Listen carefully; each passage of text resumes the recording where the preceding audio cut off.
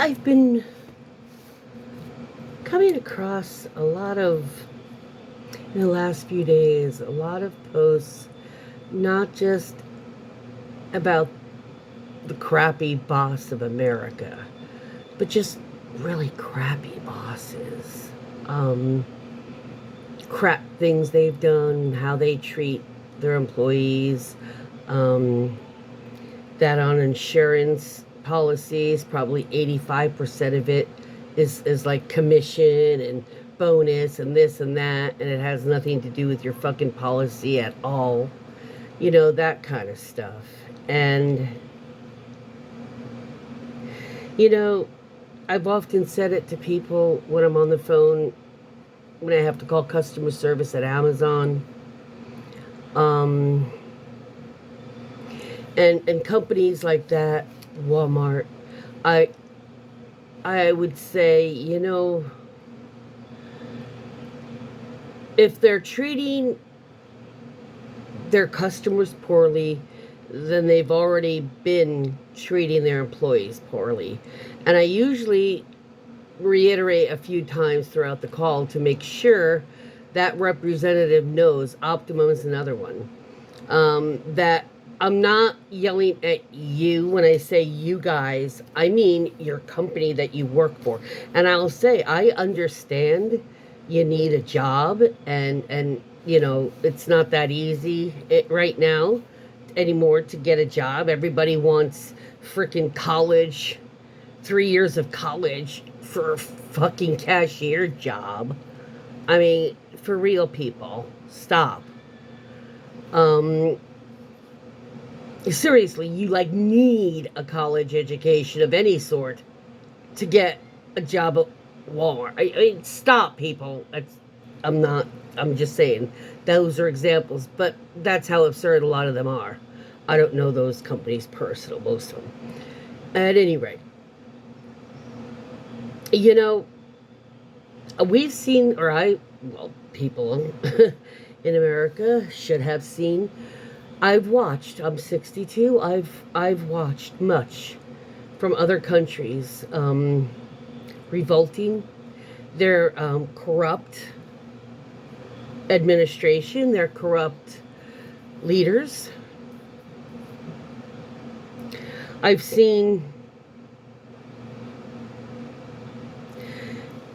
them protest when it's not necessarily the government, but a large entity in the country.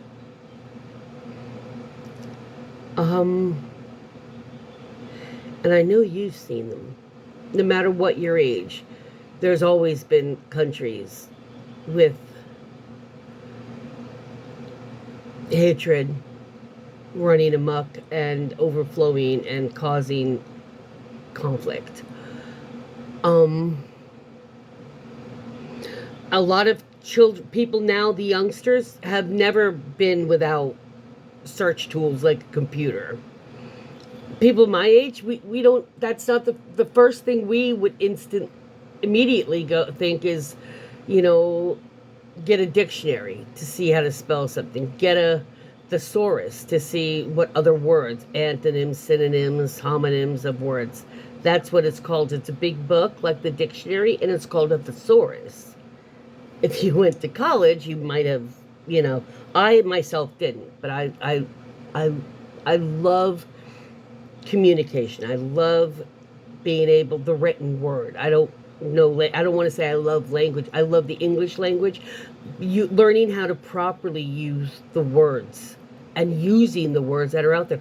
There's a dictionary full of words that I'll bet you 80% of those words are never used by probably 80% of the population of this planet anymore. I mean,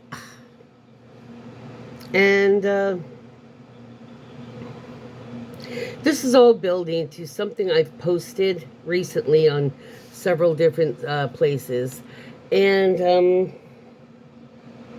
not everybody reads things that are more than a paragraph long. So I thought I'd read it off. Now, I wrote this when I was a sophomore in high school in our English class in the poetry area when we were studying poetry, prose, sonnets, haikus, so on. Iambic pentameter, all that type of stuff. Things that you, for writing. And I must have been about maybe 15. And I was looking at it again, and when you write things, you take it for granted. Oh, I wrote that in high school. When you sit about it, you think, oh, that was Miss Colatrella's class. That was a sophomore class. Wait, I was just 15 when I wrote that. What the fuck? Keep in mind, this was me writing at 15 years old. Okay? And I understand people say, and people like Anne Frey, oh, these young people. And part of it, why people are so amazed that young people can be have such deepness to them,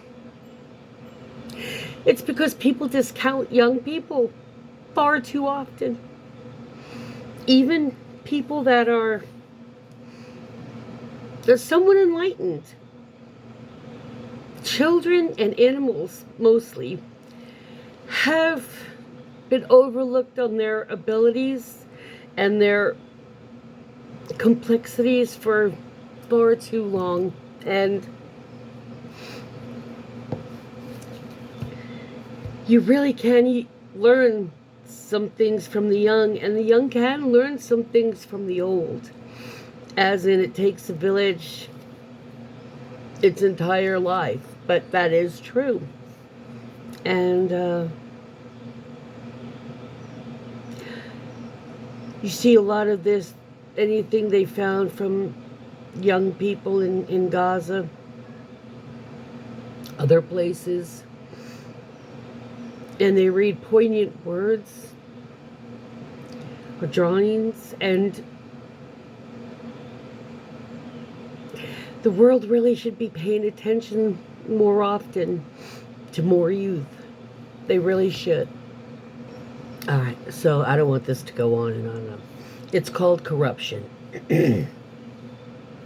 A test of character, excuse me, sorry. A test of character unknown when pressed unduly by higher seeds sown. The treachery disguised by pay unleashes forces to their dismay. The peons, clearly victimized, are set upon and anesthetized. Revolt is imminent when sacrifice is made from those lower, not sharing that life. A deathly pallor casts its sheen, and eventually by those corrupt seen. The backlash then so long past due will crash them all with vengeance anew. The crop thus far immense a stench that causes a peon's jaw to clench. A higher up cannot betray and expect an honest man to stay. The bird will sing, though in a cage, releasing all its pent-up rage. And when, perchance, the greedy ones discover that their deeds, now done, have been, much like Pandora's box, open, exposed, and secrets unlocked, their own dismay at being caught will prove a peon's pain is not for naught. To blow the whistle is sweet revenge, and such a rightful, fitting end. There's a few of them. Yeah. That was written when I was 15 by me.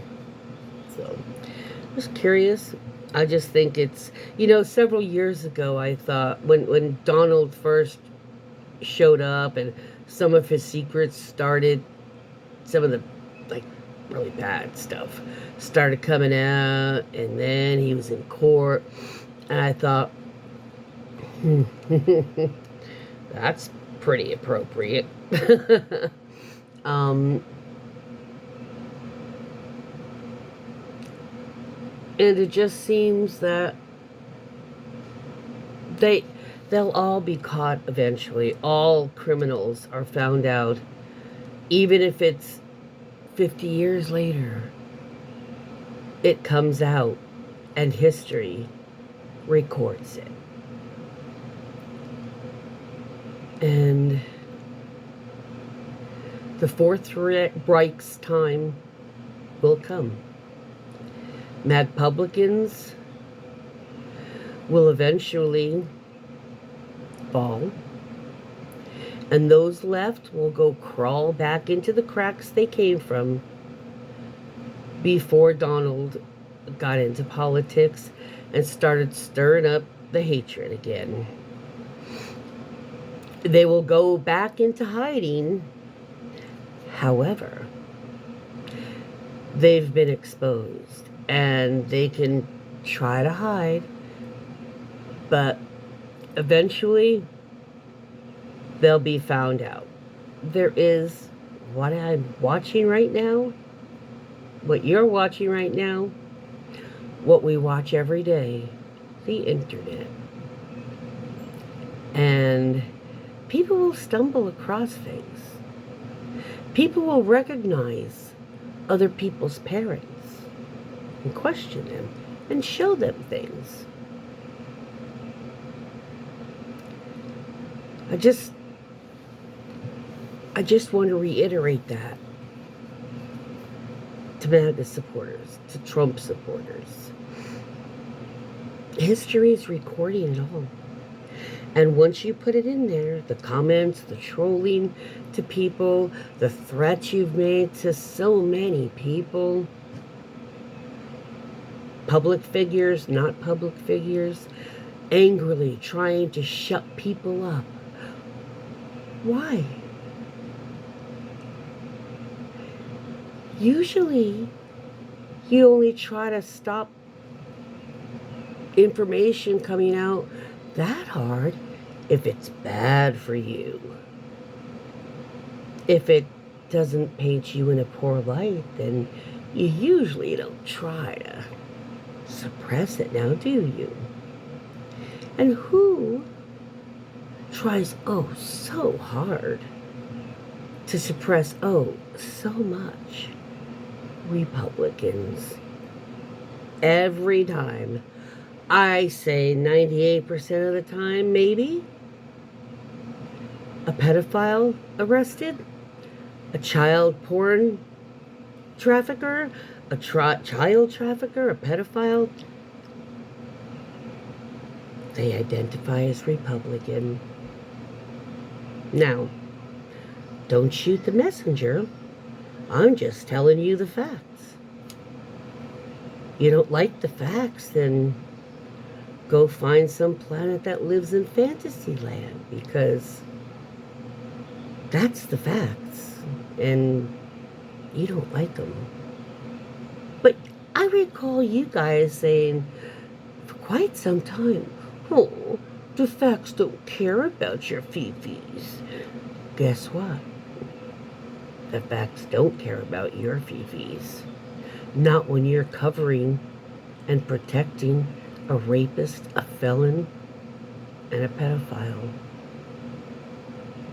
Believe me, eventually, like my poem, you will fall. And we're sitting in the popcorn. We're all stocking up on the popcorn because, my oh my, you're going to be flip-flopping and begging. And we've already heard, wolf, wolf, wolf, wolf, help, wolf, for far, far too many years. You're SOL with our sympathy. Guess that's what happens when abusers keep abusing. Sometimes the abused grow up and fight back.